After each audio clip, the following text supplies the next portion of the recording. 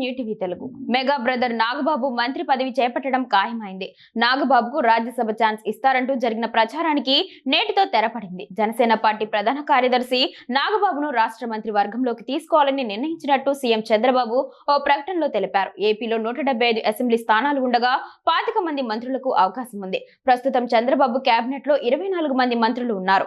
జనసేన పార్టీకి 4 మంత్రి పదవులు ఇవ్వాల్సి ఉండగా ప్రస్తుతం పవన్ కళ్యాణ్, నాదెండ్ల మనోహర్, కందుల దుర్గేష్ మంత్రులుగా ఉన్నారు. ఇప్పుడు జనసేన నుంచి 4వ మంత్రిగా నాగబాబు కేబినెట్ లోకి ఎంట్రీ ఇవ్వనున్నారు. ఏపీ అసెంబ్లీ స్థానాలను అనుసరించి 25 మంది మంత్రులు అవ్వాల్సి ఉండగా ప్రస్తుతం 24 మంది మంత్రులు ఉన్నారు. మంత్రివర్గాన్ని విస్తరిస్తున్న నేపథ్యంలో పొత్తులో భాగంగా ఆ మిగిలిన స్థానాన్ని జనసేనకు కేటాయించింది కూటమి ప్రభుత్వం. అలా ఏపీ కేబినెట్లోకి నాగబాబు రానున్నారు. చంద్రబాబు నాగబాబును మంత్రివర్గంలోకి తీసుకోనున్నట్లు అధికారికంగా ప్రకటించారు. ప్రస్తుతం నాగబాబు జనసేన పార్టీ ప్రధాన కార్యదర్శిగా కొనసాగుతున్న విషయం తెలిసిందే.